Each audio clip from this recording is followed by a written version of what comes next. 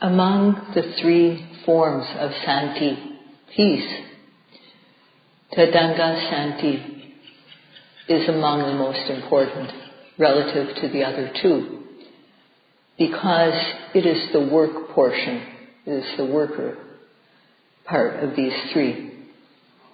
If Tadanga Santi is complete, then Samuti Santi is automatically included, and Achanta Santi, which is the final end of the defilements, final full peace, is automatically gained. We don't have to do anything special to make it arise.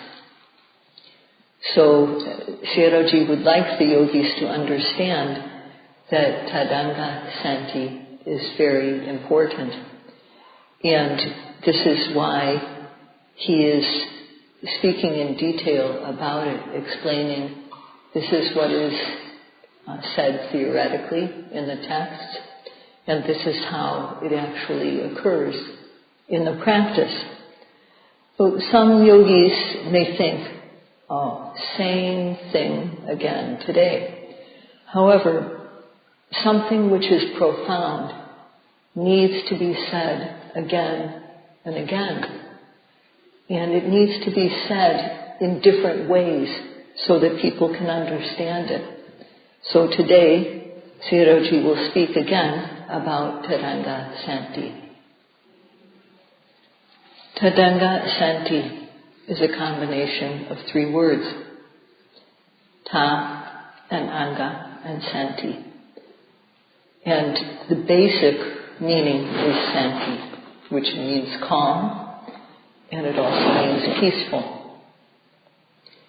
So first, there needs to be calm, stillness, and only then can there be peace. Achanta Santi is that which goes beyond all things that are bad. It eliminates all of these. And when one reaches this peace, called Achanta Santi, for the first time, then one overcomes the tendency, possibility to have any low rebirth. There will be no rebirth in the lower realms. And at most, one will have 7 more human and deva lifetimes. So when one realizes Achanta Santi for the second time, then Kama Raga, which is the desire to experience good sights, to enjoy good sounds, good smells, good tastes, good touch, good thoughts. The desire for these is weakened a lot, and also the tendency to be angry, resentful, and so on, called vyavada. This is also weakened. So at the second stage of realizing Achanta Santi, then our interest in sense pleasures is very much weakened, and so is the tendency to get angry. At the third stage of realizing Achanta Santi, then no matter how delightful something is, there won't be any desire for it. No desire will arise, no wanting. And no matter how unpleasant or disgusting or hateful an object may be, no anger will arise. The tendency to anger is completely gone. And the tendency to have any desire for sense objects is cut off. So because of the cutting off of this kama raga, this form of raga, then there will be no more rebirth as a human or as a deva. when one dies, one will go to the Brahma world. And within the Brahma world, too, where one goes will be a very, very clean place. So, finally, the final realization of Achanta Santi overcomes all the potential for new life. It overcomes all the remaining bad things and overcomes all the things which can cause new life. And this is the highest, according to the teaching of the Buddha. The Buddha himself sought this, and in Pali this is said to be Brahmacharya Pariyosana, the end of the holy life, the end of the practice. This is Arahata Phala, the fruition, Arahata fruition. And at this stage, all things which can cause rebirth are completely destroyed. So this is Achanta Santi. And to get there we have to have Tadanga Santi. That is our basis for getting to Achanta Santi. Without this basis of Tadanga Santi, then there's no way Achanta Santi can be realized. We can't gain this ultimate peace just by doing dana, by being generous, or by doing service, or by developing the jhanas, not by doing this alone. Samadhi alone will not gain us this ultimate peace. With sila as our base, we develop the factors of virya, sati, and samadhi. And we develop Vipassana knowledge in stages. Only when Vipassana knowledge matures will one reach Achanta Santi, this final peace. So for those who really want to be free of the suffering of existence, this is the goal. And to reach this, one needs to follow the forerunner path, the path of practice that we do now, that leads to this end. So Sayadaw does not know whether this is the goal which the yogis have established or not, but this is the end of the path, this firm peace, this lasting peace of Achanta Santi. And every day, day by day, the amount of effort that we make in a single day is significant. It's a huge amount of effort, day by day, that we are doing. And if we were to calculate this, it's cause to make us all feel very happy. So we are working for a truly indestructible happiness. And one should be happy. One should make oneself happy by thinking this. The agitation of raga, lust, of dosa, anger, of moha, delusion, is sometimes gentle. Sometimes it's moderate. And sometimes it's out of control. It's violent. And when it reaches that stage, one can no longer control one's speech and one's body. And therefore one transgresses. And then hiri and ottappa, moral shame and moral fear, can't stand up. They don't have a chance. And there's also no ability to put oneself in another person's position. That consideration for others is overwhelmed. And transgressions, violence, is bound to occur. So when extreme anger goes out of control, then one commits acts such as torturing, killing, and so on.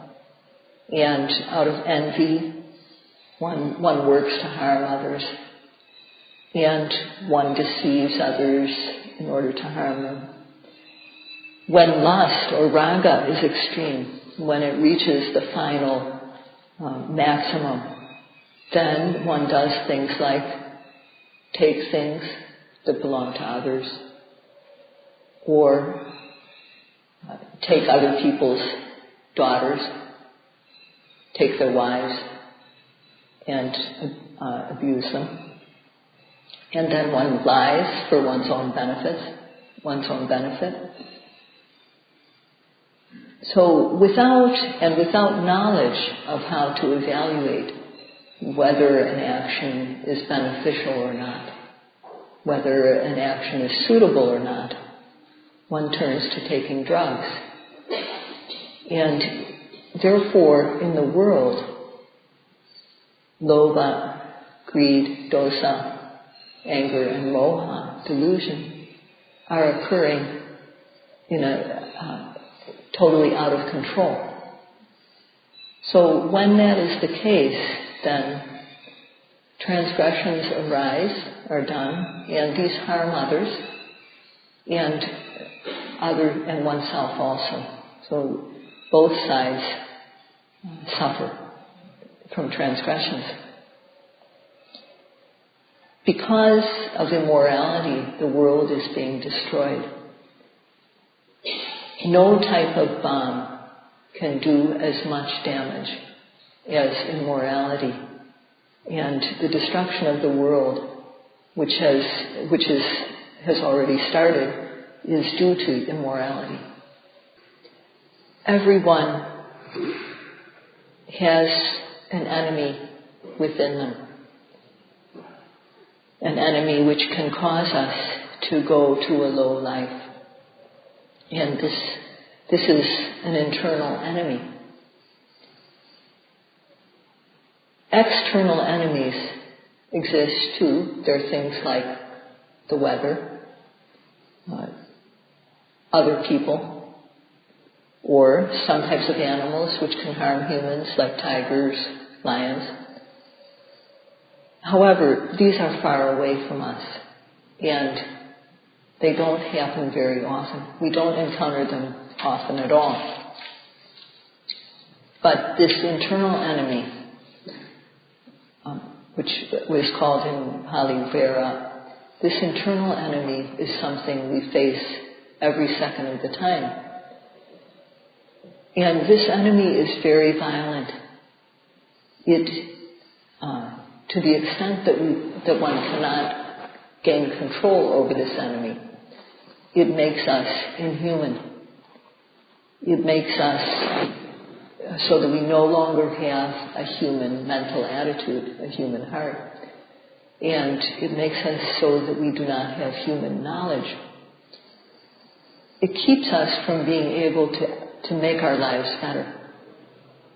It stops us from being human, from having a good heart, and from developing better than average human knowledge. This enemy is within all of us. So how to overcome this enemy? Most people don't think about this. Scientists develop ever new weapons. And this is something that people are fascinated with, weaponry. If we keep putting fuel on the fire, it will never go out. Today the world is on fire. There is fire in every being. And most people have no protection against this fire. In the time of the Buddha, there was a young Brahmin, a hermit, who, this was about 2,500 years ago, this young Brahmin hermit was learned, and he knew the Vedas, and he knew about Pajanas, and he went to the Buddha and asked a question. He didn't ask about fire. what he asked about was water. He said that there are streams that are flowing throughout the world. Sometimes they are gentle, sometimes they're rough. How can we weaken them, these streams? How can we cut them off? So this was a young person who really knew how to ask questions. So with the investigation that is done by science of today as far as weaponry goes, there's no end to the destruction that can happen. So, and what we experience in the world now is almost like being carried away by a flood. And one needs to, but doesn't. People don't basically search for a method to slow this flood down. They don't search for beings who can help them in this task. However, this young hermit of the Buddha's time, he was able to think about things very clearly. And he said that kilesas are like a stream. They flow everywhere in the world, flowing everywhere through the human world. So, this is what he thought. The kilesas are like a stream. And he said, how can we weaken the flow of these kilesas, these streams that are flowing everywhere? And what is it that can cut off the stream completely? So for beings, kilesas flow like a stream through one's life, whether one life or many lifetimes. They've been flowing for a long, long time. And when one just lets them flow, then there's no moral shame, no moral fear, and no ability to think about how others feel. So in that case, when lobha is extreme, when greed is extreme, one gives in to it. And there's no thought about what is just. And the same thing happens when our anger becomes extreme, or our delusion. So because of extreme lobha, then one is not satisfied with what one has.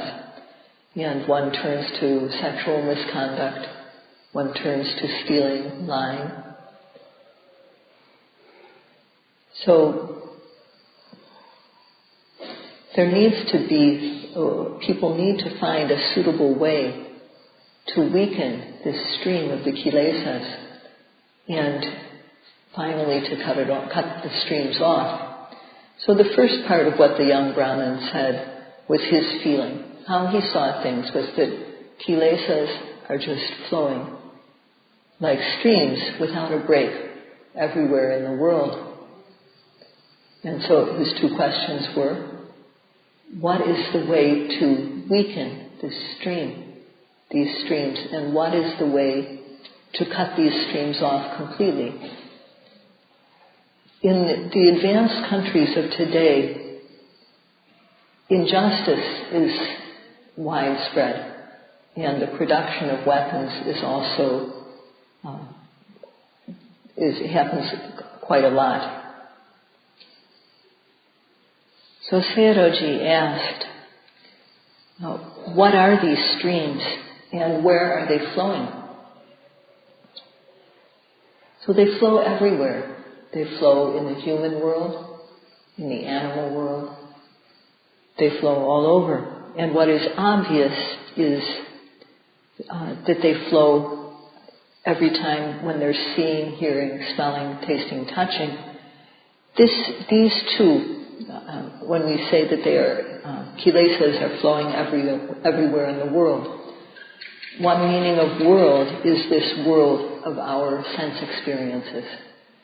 Seeing, hearing, smelling, tasting, touching, thinking. This is also called world, loka.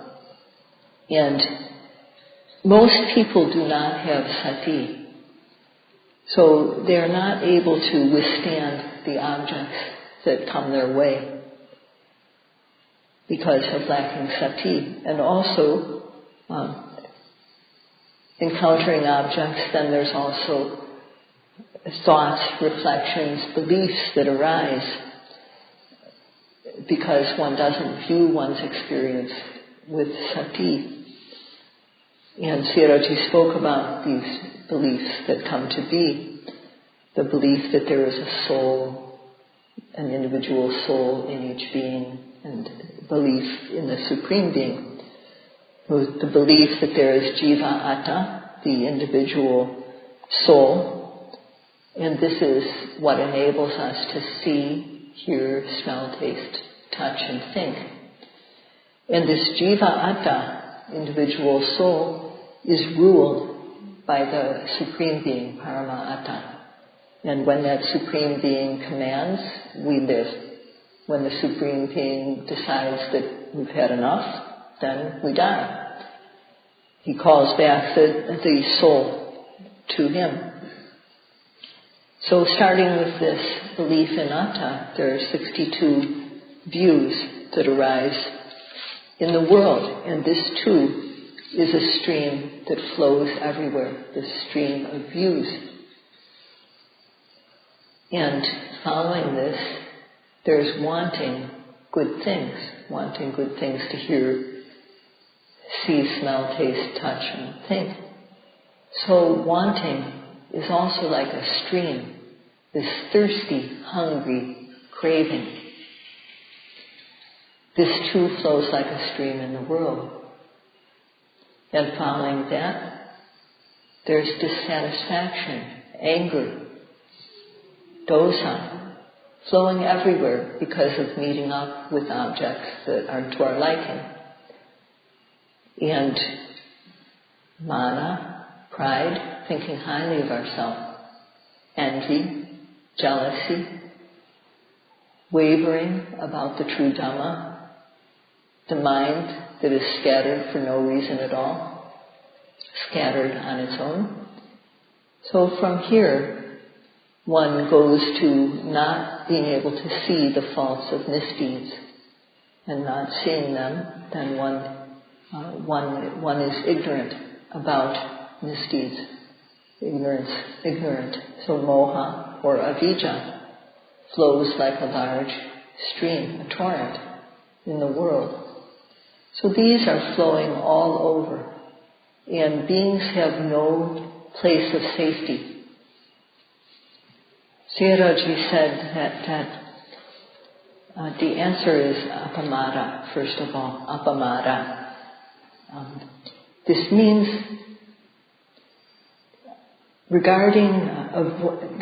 to avoid the things that should be avoided, and to undertake the things that should be done. Knowing, first of all, one needs to know what things are not good to do, say, or think. Those things are to be avoided. And one must also know what it's good to do, to say, to think. Those things should be done. So first of all, one has to be able to distinguish between these two categories of things, what is to be avoided and what is to be undertaken. And then one can't neglect or forget to avoid the things that should be avoided. One has to be vigilant about this. And also, among the things that need to be done, one should do them without neglecting them. Each has their own place, each of the things that needs to be done. And doing them in their own place is something that we can't neglect or forget. So this is, first of all, what we need to do. we need to know, we need to be able to evaluate, first of all, what is it that is beneficial to do, to say, to think or plan? What is and what isn't? What is it that is suitable to do, to think, to say, and what isn't? So one needs to search for a way. One needs to think about, well, what is it to be a human? What is being human? What does it mean to have a human heart, a human mentality? What does it mean to have better than human knowledge? So one has to search for a method by which one can be truly human, with a human mentality and better than human knowledge. One has to know what actions are those, what actions, speech, and mental attitudes are those which harm oneself and others. And what are those actions, speech, and mental behavior which benefit us, which are gentle and which are helpful. So first one has to understand this, and then one needs to avoid those which are harmful, those deeds, speech, and thoughts which are harmful. And one has to work to bring about those things which are beneficial. One has to work to perform, to develop these wholesome physical, verbal, and mental behavior. And this is done with sati. When we don't have sati, this is paṇḍitā, when we neglect to avoid that which should be avoided, and when we neglect doing that which should be done, this is paṇḍitā. When we neglect to avoid those misdeeds that should be avoided, then we harm others. And when we neglect to do the things which are beneficial, then we don't get any good result. So not avoiding the bad things, we get bad results.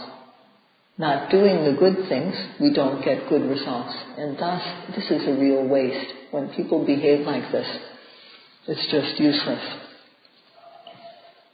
So, one knows that when we avoid bad food that is bad for us, then we avoid the bad result that comes with eating the bad food. But in addition to this, what do we need to do? So we also need to have the element of doing the things which are beneficial. So apamada is not neglecting in either of these areas, not neglecting to avoid what needs to be avoided, not neglecting to do and develop what needs to be done. Paṇḍitā is living without sati, being careless and neglecting these areas, whereas apamada is living with sati. Sati is very important. People who do not have moral shame or moral fear, hiri and ottappa, they won't do anything to make themselves good. They won't say anything to make themselves good. They won't think anything to make themselves good. And they won't have any ability to think about how others feel. So if that is so, then one will perform acts that are misdeeds, and one will no longer be a true human. One won't have a human mentality, and one won't develop better than average human knowledge. So one will be basically an animal in human form. When one has moral shame and moral fear, hiri and ottappa, one will then control oneself so that one doesn't make oneself dirty and foul. One won't do misdeeds because of one's regard for oneself. And one will also be able to have the ability to be considerate and think about how others feel. So when one avoids the things that need to be avoided, then one will not be considered a bad person. And others too gain relief because of misdeeds. So this is enough. When one doesn't avoid what needs to be avoided, the environment is harmed and we ourselves are harmed too. So one can see that this neglecting to avoid what needs to be avoided, neglecting to do what needs to be done, is the path of stupidity. This is the path that stupid people follow. And apamada, on the other hand, not neglecting to avoid, not neglect to what needs to be avoided, not neglecting to do what needs to be done, being diligent and vigilant, is a path of helping others as well as benefiting oneself. This path of apamada is very important in the world. So Sayadaw said, well, with what do we cut off this stream of kilesas that are flowing everywhere? With what do we weaken it? With what do we cut it off? Sayadaw plans to talk about this tomorrow. Today, what he has shown is how kilesas flow like streams everywhere in the world. And the method for weakening the flow is that which the yogis are practicing now.